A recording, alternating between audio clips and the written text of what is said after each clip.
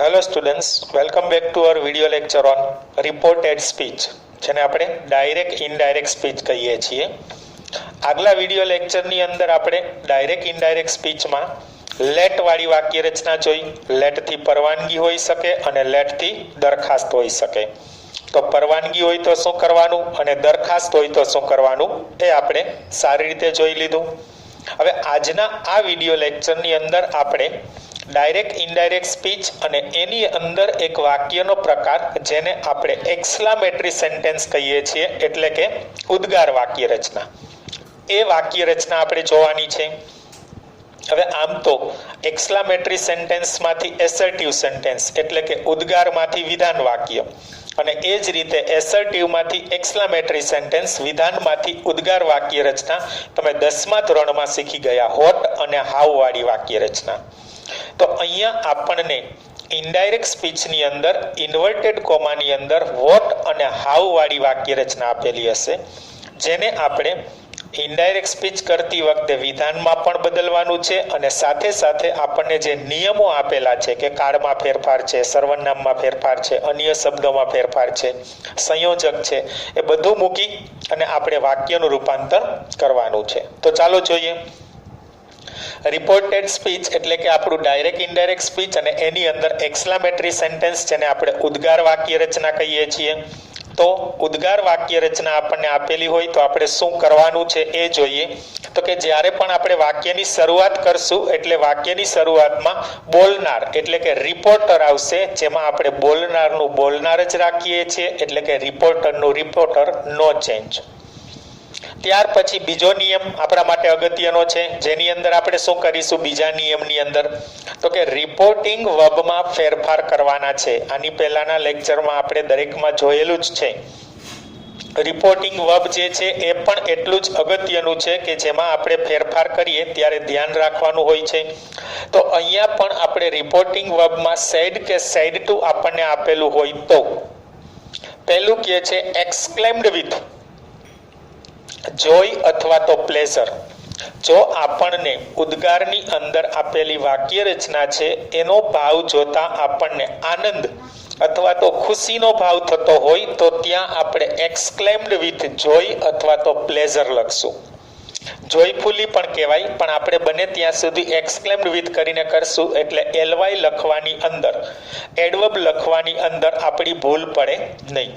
તો અહીંયા આપણે એક્સક્લેમ્ડ વિથ જોય અથવા તો પ્લેઝર એવો શબ્દ જે છે, ગ્લેડ પણ કહી શકાય, એ પણ આપણે મૂકી શકીએ. બરાબર છે. તો ખુશીનો ભાવ હોય, આનંદનો ભાવ હોય ત્યારે જોય અથવા પ્લેઝર રહેશે. એ જ રીતે સેડ કે સેડ ટુ માટે એક્સક્લેમ્ડ વિથ સેડ, સોરો અથવા તો રિગ્રેટ, ડિસ્પ્લેઝર પણ કહી શકાય. જનરલી સેડ, સોરો આપણે વધારે યુઝમાં લઈએ છીએ. જો આપણને એવી વાક્ય રચના આપેલી હોય કે જેની અંદર દુઃખનો ભાવ રહેલો હોય, એટલે કે આપણને આપેલું ઉદ્ગાર વાક્ય છે એ કોઈ દુઃખ કે શોક જે છે એ રજૂ કરતું હોય તો ત્યાં આપણે એક્સક્લેમ્ડ વિથ સેડ, સોરો અથવા તો રિગ્રેટ કોઈ પણ એક જ શબ્દ આપણે મૂકવાનો છે. વધારે ઓપ્શન આપણે સિલેક્ટ કરવાના નથી. કોઈ પણ એક, સેડ મૂકો તો ચાલે, સોરો મૂકો તો ચાલે, રિગ્રેટ મૂકો તો ચાલે. તો શોક અથવા તો દુઃખનો ભાવ હશે ત્યારે આપણે એક્સક્લેમ વિથ સેડ અથવા સોરો એવું મૂકીશું. એ જ રીતે જ્યારે સેડ કે સેડ ટુમાં પ્રેઝ અને એડમાયરેશન, એક્સક્લેમ્ડ વિથ પ્રેઝ અથવા તો એડમાયરેશન, પ્રશંસાનો ભાવ રહેલો હોય, કંઈ કોકે સારું કામ કરેલું છે, પ્રશંસા કરવા લાયક આપણને ઉદ્ગાર વાક્ય આપેલું હોય, બરાબર છે. તો ત્યાં આપણે એક્સક્લેમ્ડ વિથ પ્રેઝ અથવા તો એડમાયરેશન એવા શબ્દનો ઉપયોગ કરશું રિપોર્ટિંગ વર્બમાં. ખાસ યાદ રાખજો, અવારનવાર વિડિયો લેક્ચર છે એ રિપીટ કરજો, નહીં તો ભૂલ પડવાની પૂરેપૂરી શક્યતા. બરાબર.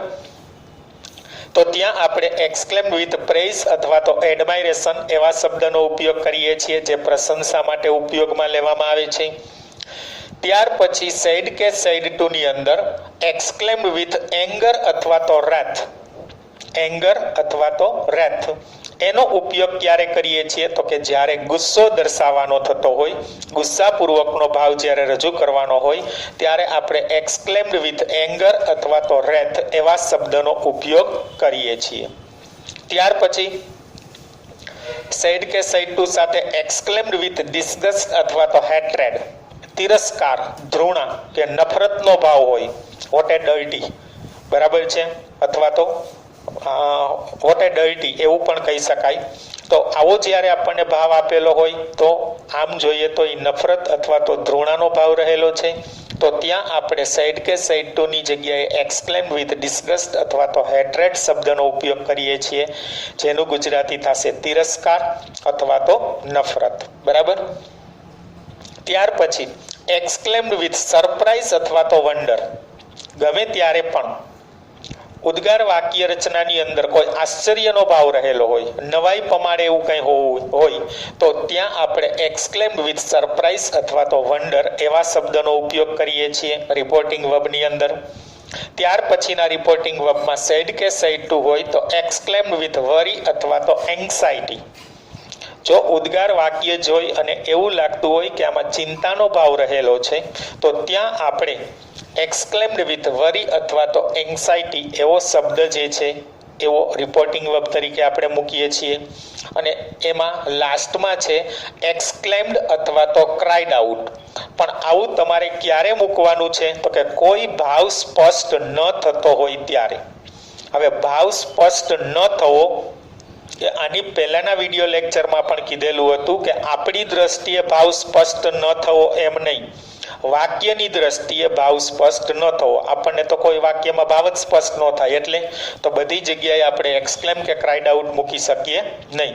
વાક્યની દ્રષ્ટિએ ભાવ સ્પષ્ટ ન થતો હોય ત્યારે આપણે એક્સક્લેમ્ડ અથવા તો ક્રાઇડ આઉટ મૂકીએ છીએ. અહીંયા લખી પણ દીધું છે કે ભાવ સ્પષ્ટ ન થાય તો. બરાબર. પાછું આપણે રિપીટ કરીએ છીએ. આનંદનો ભાવ કે ખુશીનો ભાવ રહેલો હોય એના માટે આપણે જોય અથવા પ્લેઝર લઈએ છીએ. પછી દુઃખ અથવા તો શોકનો ભાવ રહેલો હોય ત્યારે આપણે સેડ, સોરો કે રિગ્રેટ મૂકીએ છીએ. ત્યાર પછી પ્રશંસાનો ભાવ રહેલો હોય ત્યાં આપણે પ્રેઝ અથવા તો એડમાયરેશન મૂકીએ છીએ. ત્યાર પછી ગુસ્સાનો ભાવ રહેલો હોય ત્યાં આપણે એંગર અથવા તો રેથ મૂકીએ છીએ. ત્યાર પછી ધૃણા, નફરત અથવા તો તિરસ્કારનો ભાવ રહેલો હોય તો ત્યાં આપણે ડિસ્ગસ્ટ અથવા તો હેટ્રેડ એવા શબ્દનો ઉપયોગ કરીએ છીએ. ત્યાર પછી આશ્ચર્ય અથવા તો નવાઈ એવો જ્યાં ભાવ રહેલો હોય ત્યાં આપણે સરપ્રાઇઝ અથવા તો વંડર એવા શબ્દનો ઉપયોગ કરીએ છીએ. અને વરી અને એન્ઝાઇટી જેની અંદર ચિંતાનો ભાવ રહેલો હોય તો ત્યાં આપણે વરી અથવા તો એન્ઝાઇટી મૂકીએ છીએ. અને કોઈ ભાવ સ્પષ્ટ ન થાય તો ખાસ યાદ રાખજો, અંડરલાઈન કર્યું છે, તો આપણે એક્સક્લેમ્ડ અથવા તો ક્રાઇડ આઉટ એટલું જ મૂકવાનું હોય છે, પાછળ કોઈ ભાવ રજૂ કરવાનો હોતો નથી. તો આ બધા ભાવ છે એ આપણે રજૂ કરવાના છે જ્યારે આપણે ઇનડાયરેક્ટ સ્પીચ કરીએ અને એની અંદર રહેલું આપણું ઉદ્ગાર વાક્ય છે એ કયો ભાવ દર્શાવે છે એ પ્રમાણે ભાવ રજૂ કરવાનો છે તમારે અહીંયા. ત્યાર પછી આગળ જોઈએ તો ત્રીજા નિયમમાં આવે છે લિસનર, જેને આપણે સાંભળનાર કહીએ છીએ. તો સાંભળનારનું સાંભળનાર જ રહેશે, એમાં કોઈ ચેન્જ નહીં થાય, એટલે કે લિસનરનું લિસનર. આ લિસનર જે છે, સાંભળનાર છે, એ સામાન્ય રીતે કર્મ વિભક્તિમાં હશે અને બોલનાર આપણું જે છે એ કર્તા વિભક્તિની અંદર હશે, કાં નામ હશે અને કાં સર્વનામ હશે. ત્યાર પછી ચોથા નિયમની અંદર શું કહે છે તો કે ઇન્વર્ટેડ કોમા કાઢી અને સંયોજક તરીકે ધેટ મુકાય છે. એક્સક્લેમેટરી સેન્ટેન્સમાં ઇન્વર્ટેડ કોમા કાઢી અને સંયોજક તરીકે ધેટ લેવામાં આવે છે, યાદ રાખજો. ત્યાર પછી પાંચમો નિયમ આપણને એમ કહે છે કે સર્વનામમાં ફેરફાર. તો એ સર્વનામમાં ફેરફાર આગળ મુજબ જ તો આપણે આગળ જોઈ ગયા, પાછા વિડીયો લેક્ચરમાં રિપીટ કરી લઈએ. પ્રથમ પુરુષના આપણને સર્વનામ આપેલા હોય તો તે દરેક જગ્યાએ બોલનારના સર્વનામ આવી જશે. બીજા પુરુષના આપણને સર્વનામ આપેલા હોય તો એ દરેક જગ્યાએ સાંભળનારના સર્વનામ આવશે. અને ત્રીજા પુરુષના સર્વનામ આપણને આપેલા હોય તો એ જગ્યાએ કોઈ પણ પ્રકારનો કંઈ ફેરફાર કરવાનો રહેતો નથી.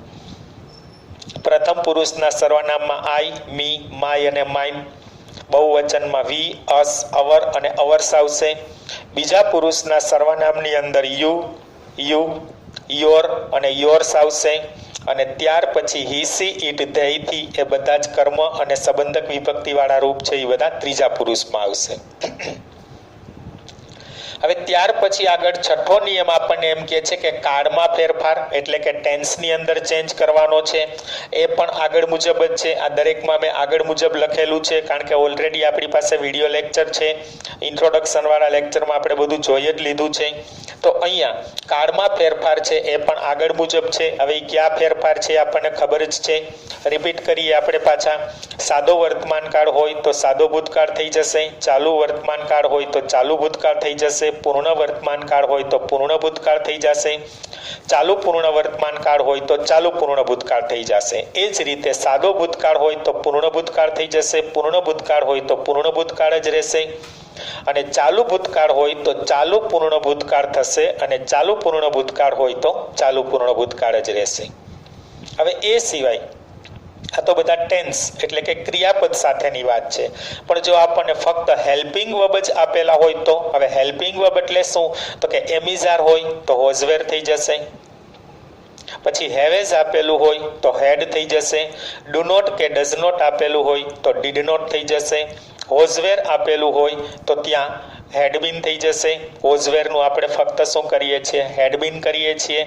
અને ડીડ નોટ આપેલું હોય તો had plus not plus V3 આપણે કરીએ છીએ. અને એ જ રીતે સેલવિલ આપેલું હોય તો એનું આપણે વુડ કરીએ છીએ. કેન અને કુડ આપેલું હોય તો એનું કુડ કરીએ છીએ. મે અને માઇટ આપેલું હોય તો એનું માઇટ કરીએ છીએ. અને શુડ, વુડ, મસ્ટ વગેરે જેવી મોડલ ઓક્ઝિલરીઝ આપેલી હોય તો એમને એમ જ રાખીએ છીએ. એ હતો આપણો કાળમાં ફેરફાર.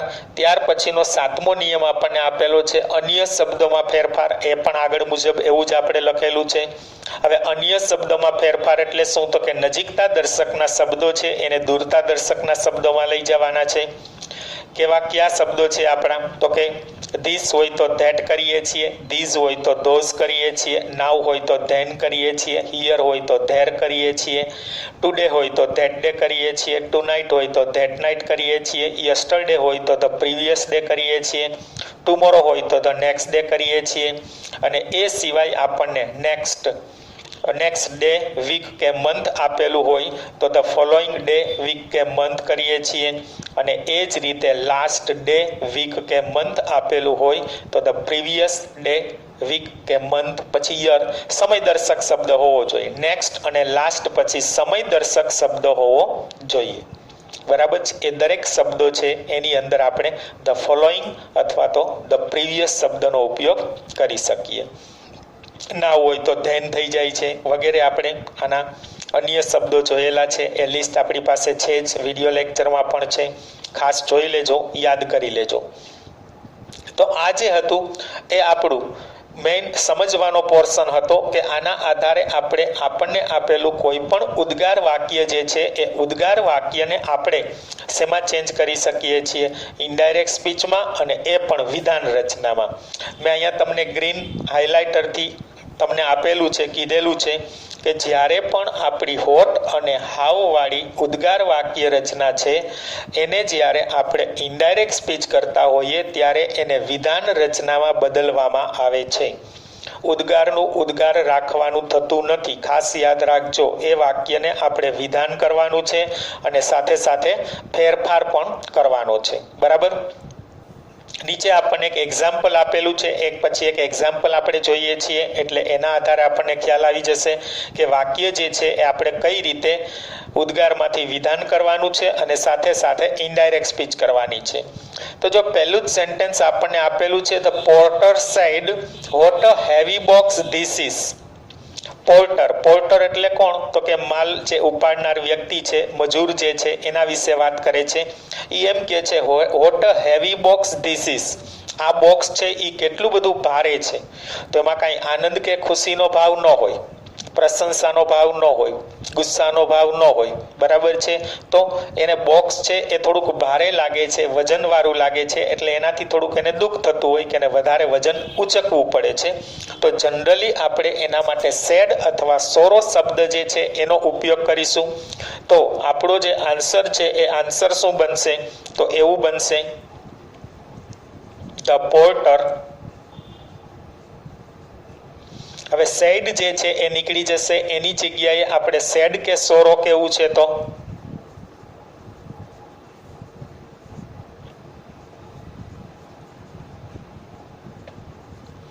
exclaimed with sad. શું આવશે? the porter exclaimed with sad. ત્યાર પછી સંયોજક તરીકે શું આવશે? that આવશે. હવે તો આ જે આપણને ઉદ્ગાર વાક્ય આપેલું છે એનું વિધાન કરવાનું છે. તો યાદ કરો, આપણે 10મા ધોરણમાં વિધાન કેમ કરતા? એમ આપણને વાક્ય આપેલું હોય કે what a heavy box this is, તો આપણે એમ કહેતા this is a very heavy box. વિધાન એવું કરતા કે પાછળ જે આપણને સબ્જેક્ટ હેલ્પિંગ વર્બ કે વર્બ આપેલું હોય આગળ લઈ લેતા, વોટ શબ્દ કાઢી નાખતા અને વેરી આપણે મૂકતા. તો this is a very heavy box એવું આપણે કરતા. તો અહીંયા આપણે this is a very heavy box જે છે એને આપણે વિધાન તો કર્યું, પણ સાથે સાથે ઇનડાયરેક્ટ પણ કરવાનું છે. તો ધીસ આપેલું છે એનું શું થઈ જશે? ધેટ. તમને એવો પ્રશ્ન થશે કે અહીંયા બે ધેટ આપણે લખી શકીએ, તો એક ધેટ જે છે એ સંયોજક તરીકે છે અને એક ધેટ જે છે એ સર્વનામ તરીકે છે. અને એની જગ્યાએ કદાચ તમારે ઈટ લખવું હોય તો ઈટ પણ લખી શકાય, પણ જ્યારે ધીસ કે ધેટ આપણને સેપરેટ આપેલું હોય તો, બરાબર છે, જો આપણને વિશેષણ તરીકે આપેલું હોય તો આપણે ન કરી શકીએ, સર્વનામ તરીકે આપેલું હોય તો આપણે લઈ શકીએ. તો ધેટ પછી આપણે ધેટય મૂકી શકીએ અથવા તો ઈટય મૂકી શકીએ. ત્યાર પછી આપણે ઇઝ કહેતા હતા તો ઇઝનું શું કરી નાખશું? વોઝ કરી નાખશું. ત્યાર પછી હોટ શબ્દ જે છે એ નીકળી જશે. ત્યાર પછી એ મૂકીએ છીએ, વેરી શબ્દ આવશે, આપણે મૂકીએ જ છીએ વેરી શબ્દ. અને ત્યાર પછી મૂકવાનું છે heavy box.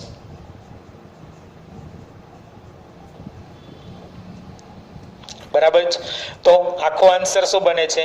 The porter exclaimed with sad that it was a very heavy box અથવા તો that was a very heavy box. તો આ આપણું ઇનડાયરેક્ટ થયું. બરાબર છે, સમજાઈ ગયું? અહીંયાથી આ પોર્શનમાં આપણે શું જોયું? ક્યાં ફેરફાર કરવાના છે? આપણી એક્સક્લેમેટરી સેન્ટેન્સ છે એ ઉદ્ગારમાંથી વિધાન કરવાનું છે, અને સાથે સાથે આપણા રૂલ્સ પ્રમાણે જ્યાં પણ બદલાવ કરવાનો છે ત્યાં ભૂલવાનું નથી. અહીંયા સુધી ક્લિયર? ઓકે. તો હવે જોઈએ બીજા સેન્ટેન્સમાં. સેકન્ડ સેન્ટેન્સ શું કહે છે? The king said how happy I am. કિંગના શબ્દો છે ઉદ્ગારના, હાઉ હેપી આઈ એમ, હું કેટલો ખુશ છું. તો અંદર આપણને ઉદ્ગાર વાક્ય રચના જે આપેલી છે એના ઉપરથી જ ખબર પડી જાય છે કે ખુશીનો ભાવ છે, આનંદનો ભાવ છે. તો સ્વાભાવિક છે આપણે એની અંદર જોય અથવા તો પ્લેઝર શબ્દ જે છે એને રિપોર્ટિંગ વર્બ તરીકે લેશું. તો એનો આન્સર જો આપણે લખવો હોય તો શું આન્સર લખશું? The king. ત્યાર પછી સાઈડ છે એ નીકળી જશે એટલે exclaimed with. હવે જોઈ પણ લખી શકો, પ્લેઝર પણ લખી શકો, ગ્લેડ પણ લખી શકો. કોઈ પણ એક શબ્દ જે આપણને ખુશી અથવા તો આનંદનો ભાવ દર્શાવે છે એ શબ્દ આપણે લખવાનો હોય છે. એટલે the king exclaimed with joy. હવે આપણને કોઈ સાંભળનાર આપેલું નથી તો આપણે સિમ્પલી શું મૂકવાનું રહેશે? ધેટ જ મૂકવાનું રહેશે. The king exclaimed with joy that. હવે જો અહીંયા આપણને એમ આપેલું છે હાઉ હેપી આઈ એમ, તો પહેલા તો એનું વિધાન શું થશે? આઈ એમ વેરી હેપી. બરાબર છે, આવું આપણે શીખી ગયા 10મા ધોરણમાં. હાઉથી આપણને વાક્ય રચના આપેલી હોય, એનું વિધાન કરવું હોય તો વાક્યના પાછળના ભાગમાં આપણને નામ અથવા સર્વનામ અને એની સાથે વર્બ અથવા હેલ્પિંગ વર્બ આપેલું હોય એને આપણે પહેલા લેવાનું હોય છે. તો આપણું વિધાન એવું થાય છે કે આઈ એમ વેરી હેપી. હવે આઈ એટલે કોણ? કિંગ. તો એના માટે આપણે શું યુઝ કરશું? હી. ત્યાર પછી એમનું શું થઈ જશે? વોઝ. હવે હાઉસ શબ્દ જે છે એ પાછો હાઉસ શબ્દ નીકળી જશે, એની જગ્યાએ આપણે શું મૂકીએ છીએ? વેરી. આમાં આર્ટિકલ નહીં આવે. હોટવાળી વાક્ય રચના હશે એમાં આર્ટિકલ આવશે, હાઉવાળી વાક્ય રચનામાં આર્ટિકલ નહીં આવે. The king exclaimed with joy that he was very happy.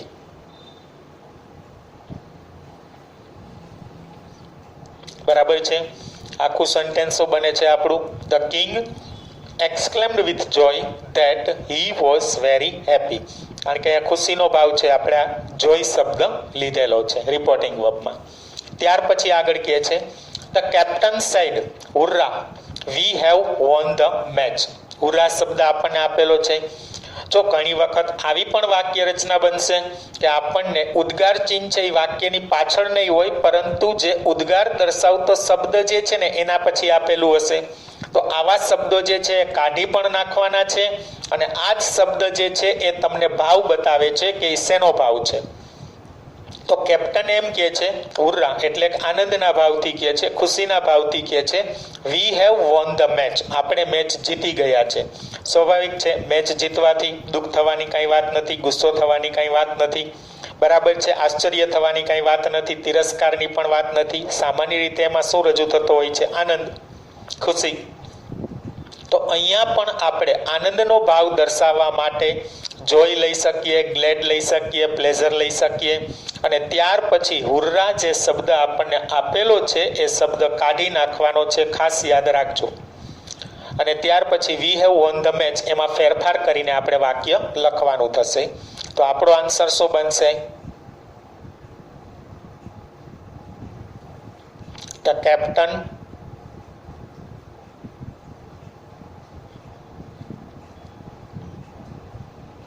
exclaimed with glad. એક અલગ શબ્દ લખું છું ગ્લેડ, એટલે ખબર પડી જશે આની અંદર જ આવશે ખુશીના ભાવ માટે. ગ્લેડ કયો, જોય કયો, પ્લેઝર કયો. હવે ત્યાર પછી સંયોજક તરીકે આપણે શેનો ઉપયોગ કરશું? ધેટનો ઉપયોગ કરશું. અને આ હુર્રા શબ્દ જે છે એને આપણે કાઢી નાખવાનો છે, ખાસ યાદ રાખજો, એ મૂકવાનો થતો નથી.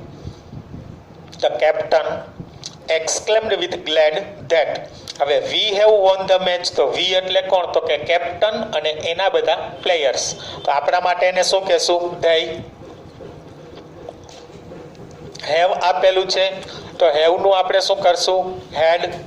વોન આપેલું છે તો વોન જ રહેશે, કારણ કે આ પૂર્ણ વર્તમાન કાળ છે, એનો આપણે પૂર્ણ ભૂતકાળ કરી નાખ્યો. The captain exclaimed with glad that they had won the match.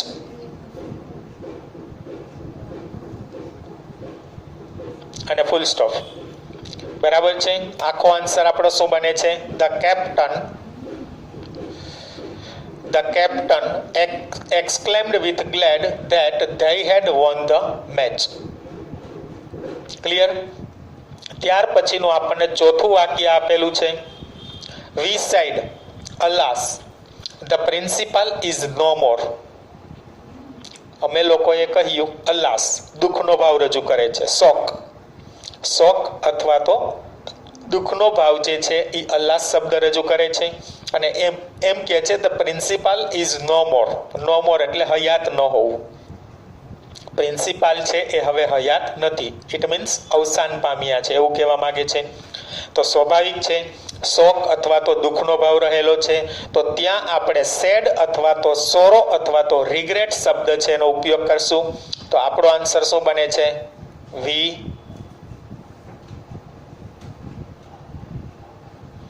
exclaimed with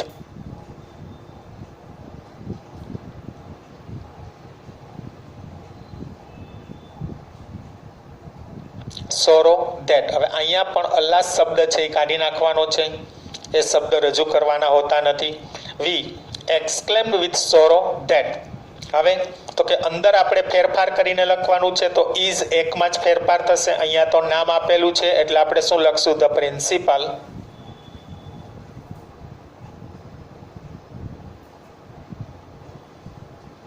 was no more. બરાબર? તો આખો આન્સર આપણો શું બને છે? વી exclaimed with sorrow that, અથવા તો સેડ પણ કહી શકાય, રિગ્રેટ કહી શકાય. વી exclaimed with sorrow that the principal was no more. બરાબર? દુઃખપૂર્વક રજૂ કર્યું કે પ્રિન્સિપાલ હયાત નથી. ત્યાર પછીનું પાંચમું sentence he said to me how sweet you speak about me.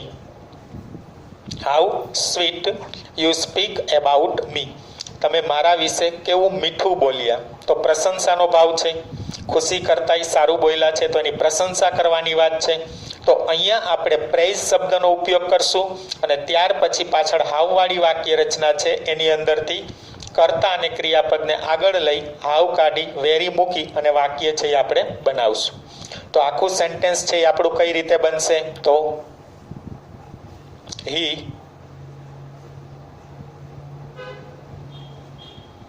exclaimed with praise. He exclaimed with praise to me. જો અહીંયા સાંભળનાર આપણને આપ્યું છે તો સાંભળનાર આપણે રાખવું પડશે. He exclaimed with praise to me that. હવે જો વિધાન શું થશે? તો કે you speak very sweet about me. તો you એટલે કોણ? તો કે me થશે બીજા પુરુષ પ્રમાણે. તો આઈ આવી જશે.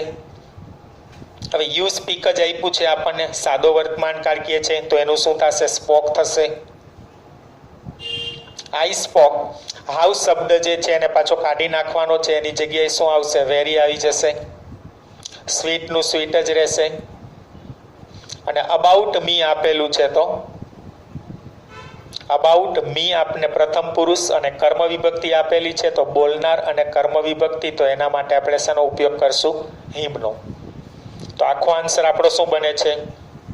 હી exclaimed with praise to me that he exclaimed with praise to me that I spoke very sweet about him. Clear? હવે ત્યાર પછીનું આપણને સિક્સ્થ સેન્ટેન્સ આપેલું છે.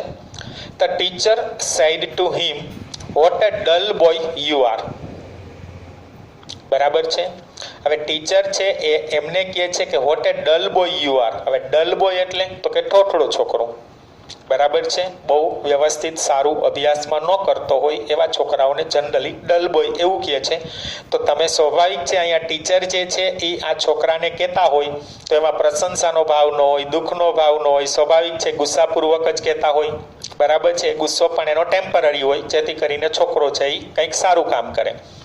તો અહીંયા આપણે એંગર શબ્દ જે છે એટલે કે ગુસ્સો શબ્દ જે છે એના અનુસંધાને આપણે વાક્ય બનાવવાનું રહેશે. એટલે દરેક ઇન્વર્ટેડ કોમાની અંદર આપણને ઉદ્ગાર રચના આપેલી છે, એનો ભાવ ખાસ જોવાનો છે અને એ પ્રમાણે વાક્ય બનાવવાનું છે. તો આનો આન્સર આપણે શું લખશું? The teacher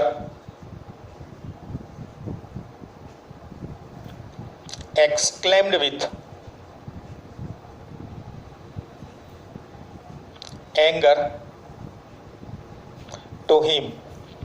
The teacher exclaimed with anger. ગુસ્સાપૂર્વક તેને કીધું કે, પછી આવશે that. હવે જો એમ કે છે what a dull boy you are, તો you are a very dull boy. શું કહેવા માંગતા હોય? You are a very dull boy. હવે યુ આપેલું છે એટલે બીજો પુરુષ અને કર્તા વિભક્તિ. તો સાંભળનાર અને કર્તા વિભક્તિ તો આપણા માટે હિમ છે તો એનું શું કરી નાખશું? હી કરી નાખશું. હી વોઝ અ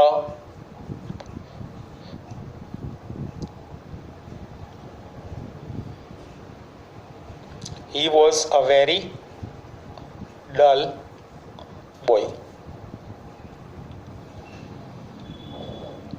શું બને છે આપણો answer? The teacher exclaimed with anger to him that he was a very dull boy.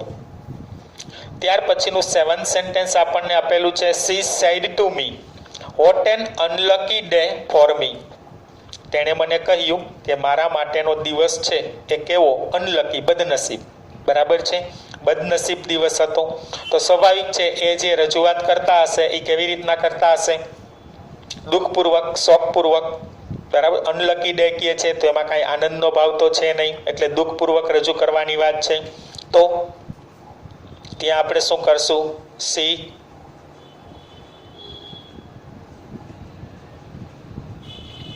exclaimed with said to me. She exclaimed with said to me that what an unlucky day for me. જો એમાં પાછળ આપણને કર્તા કે ક્રિયાપદ આપેલું નથી તો આપણે ઇટ ઇઝ કે શેના માટે વાત કરીએ છીએ? ડે માટે. તો ડે માટે તો શું કહેશું? આપણે ઇટ જ કહેશું.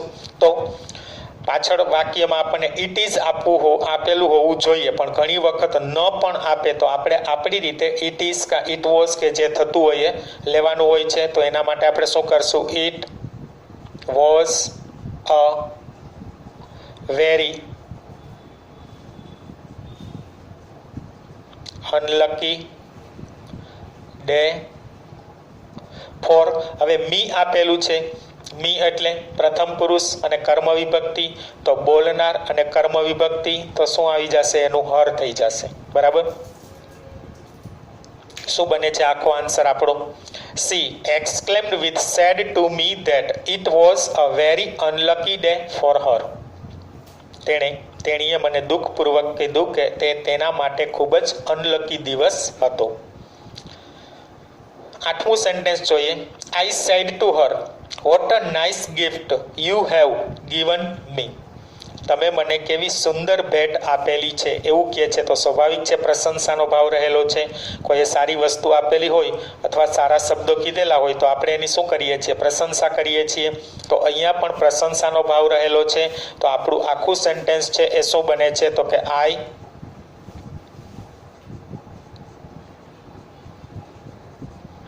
exclaimed with praise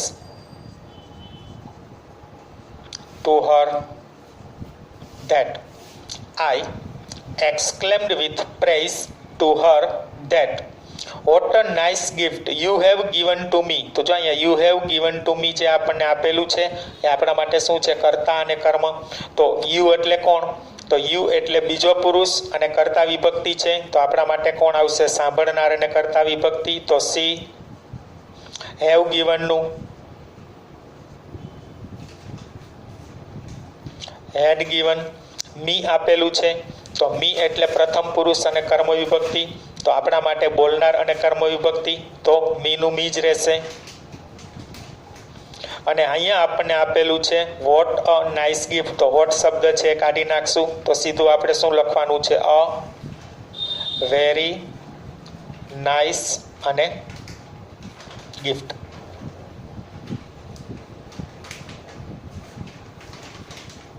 આખો આન્સર શું બને છે? I exclaimed with praise to her that.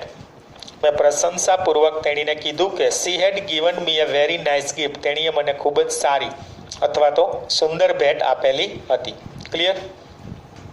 તો આ જે વાક્ય હતું એ આપણું 8મું વાક્ય હતું. ત્યાર પછી 9મા સેન્ટેન્સની અંદર આપણે જોઈએ he said to me બ્રેવો you have solved this puzzle. જો બ્રેવો શબ્દ આપેલ છે તો બ્રેવો એટલે ખુશી, આનંદનો ભાવ થશે. બરાબર છે. અને એમ કે છે you have solved this puzzle. કઈ પઝલ છે એ સોલ્વ કરી લીધી છે. અહીંયા પણ આ બ્રેવો શબ્દ જે છે અહીંયા કેમ આપણે અલ્લાસને વૃરાને શબ્દ કાઢી નાખ્યા હતા એ રીતે નીકળી જશે. અને એક આનંદનો ભાવ છે, ખુશીનો ભાવ છે. અને આમ જુઓ તો પ્રશંસા પણ કરી શકાય. તો અહીંયા આપણે હી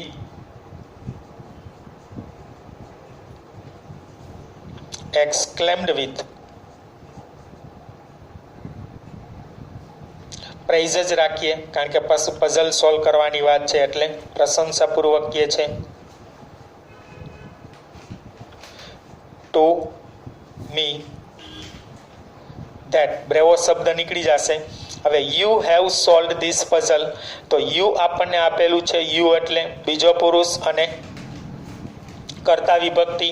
તો આપણે સાંભળનાર અને કર્તા વિભક્તિ લેવાની છે. તો આઈ હેવનું હેડ, સોલ્વડનું સોલ્વડ અને ધીસ પઝલનું શું થશે? That puzzle. He exclaimed with praise to me that I had solved that puzzle. બરાબર. અને ત્યાર પછીનું લાસ્ટ સેન્ટેન્સ આપણને 10મું આપેલું છે. A mother said to her son how dirty this place is. Mother છે એણે એના પુત્રને કીધું કે આ જગ્યા છે એ કેવી ખરાબ ગંદી છે, તો અહીંયા સ્વાભાવિક છે તિરસ્કારનો ભાવ રહેલો હોય, બરાબર છે. ત્યાં શેનો ભાવ રહેલો છે? તિરસ્કારનો ભાવ રહેલો છે. તો એના માટે આપણે આન્સર લખવો હોય તો શું કરશું? તો અ મધર exclaimed with. હવે તમે ડિસ્ગસ પણ લખી શકો છો અથવા તો હેટ્રેડ પણ લખી શકો છો. તો with disgust to her son that. હવે શું કહે છે? How dirty this place is. તો હાઉ શબ્દ જે છે એ પણ કાઢી નાખશું અને આપણું વિધાન શું થશે? તો કે this place is very dirty. તો ધીસ પ્લેસનું શું કરશું? That place.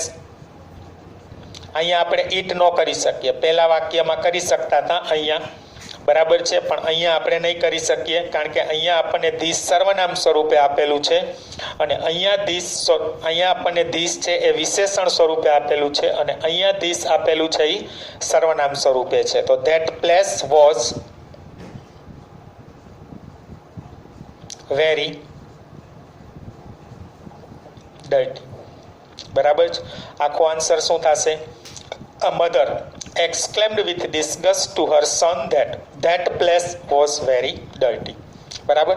તો અહીંયા આપણે આ 10 વાક્ય પૂરા કર્યા. તો સ્ટુડન્ટ્સ એક્સક્લેમેટરી સેન્ટેન્સમાં શું કરવાનું ખબર પડી ગઈ. આ જે આપણા આગળના 7 નિયમ છે એ વ્યવસ્થિત જોઈ લેજો. રિપોર્ટિંગ વર્બમાં શું ફેરફાર કરવાનો છે, વોટ અને હાઉથી ઉદ્ગાર વાક્ય રચના આપે અને એ સિવાય આવા ઉદ્ગારવાચક શબ્દો છે, અલ્લાસ છે, ભુર્રા છે, બ્રેવો છે, એવા શબ્દથી પણ આપણને આપી શકે. તો આવા બધા શબ્દો જે છે એ આપણે કાઢી નાખવાના છે. એટલે લગભગ ટોપિક જે છે એ તમને સમજાઈ ગયો હશે. Now you got the topic. I hope there will be no more doubt. So, goodbye and see you again in next video lecture.